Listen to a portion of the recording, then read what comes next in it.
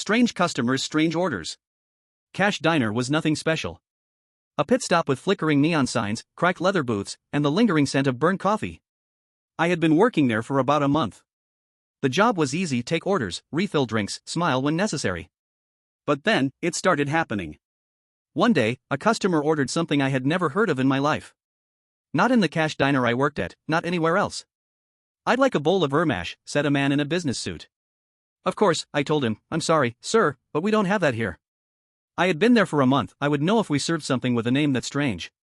But my boss, who handled the cashier, quickly replied, "Please follow me." And just like that, the man followed Cash, my boss, to the back of the diner. It took less than 2 minutes before the man returned and left the diner without a word. That didn't happen every day.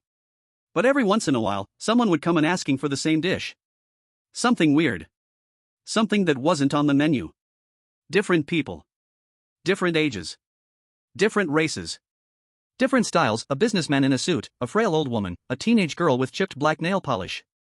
They never came together, never sat at the same booth, never arrived at the same time. But they all asked for the same thing. A bowl of Ermash. At first, I thought it must be some kind of illegal drug. Maybe some weird name for marijuana or something. But then, they didn't act like they were ordering something illegal. They weren't discreet. They asked me, a server. If it were a drug, they would have gone straight to my boss. "What's up, Ermash?" I asked Cash one day. I didn't expect her to answer. But to my surprise, she did. "It's a soup," she said. "Why isn't it on the menu?" "Well," she began, "let's just say it's a luxury soup. It's extremely expensive, and not everyone enjoys the taste. Some restaurants have something like that. Nothing unusual. A fancy restaurant, sure," I argued. "But this is a diner. Who said a diner can't have something like that?" Well, she had a point. But I couldn't help noticing things about everyone who ordered Ermash. Yes, they were different people, different ages, races, styles, but they had two things in common. First, despite looking and sounding different, they all spoke in the exact same manner. Everyone has their own way of talking: accents, tones, gestures. But these people? They all sounded the same. Like the same person in different bodies. Creepy. Second, they all had some kind of mark at the back of their neck. Either a birthmark or a small tattoo. It looked like some ancient symbol. That made them seem even more like the same person. One day, curiosity got the best of me. When another customer, a young woman, came in and ordered Ermash, and my boss asked her to follow her, I followed too. Secretly, of course. I saw Cash open a pot that looked like the lid was padlocked. A soup pot. Padlocked? What the hell? There was nothing I could do at the time, but I made a plan. After the diner closed and I saw Cash leave, I sneaked into the back to find that locked soup pot. I don't know what I was thinking, but I forced the padlock open using whatever tools I could find. When I finally got the lid off, I stared inside. It looked like an ordinary soup. Nothing weird. I mean, expensive or not, why padlock it? I picked up a spoon, took a scoop, and sipped it. It tasted like shit. Judging from your expression, it tasted like shit to you. I spun around, shocked. Cash was standing at the doorway. She didn't seem angry.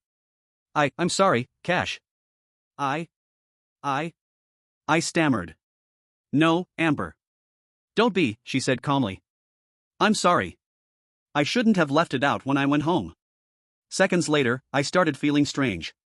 Then something burst out of my skin. Something that looked like tree roots, branching out of me. I screamed in pain and horror. Cash stood there, calm, her eyes locked on mine. Slowly, her form shifted. Roots burst from her too, twisting and spreading, turning her into some kind of humanoid tree. What is this? What are you?" I cried. "We came to Earth from a planet called Ermash," she said. "We were sent as pioneers, to test the atmosphere, observe life, before a full invasion." I gasped. "There are two of us," she continued. "Entities who, on Earth, resemble trees. We had to blend in, so I created that soup. It's a potion. It keeps us in human form." "Wait," I said, trying to process, "two of you?" "Yes. All the people you saw ordering Ermash?" That was her, the other one. She changes faces often to avoid suspicion. "Not just from you, but from everyone." I screamed louder as the roots spread, covering my body from head to toe. "The soup keeps us human. But if a human drinks it..." She paused, her wooden face forming a cruel smile. they turn into a tree. She chuckled. And that's exactly how we plan to invade Earth. By transforming all humans into trees, returning the planet to green. She leaned in closer. Oh, and by trees, I don't mean walking, talking humanoid trees like me, she added. I mean actual trees. Immobile. Silent. Rooted. And just as she said it, I felt my skin harden. Felt it turning to bark. Felt the last pieces of me disappear into something ancient and wooden.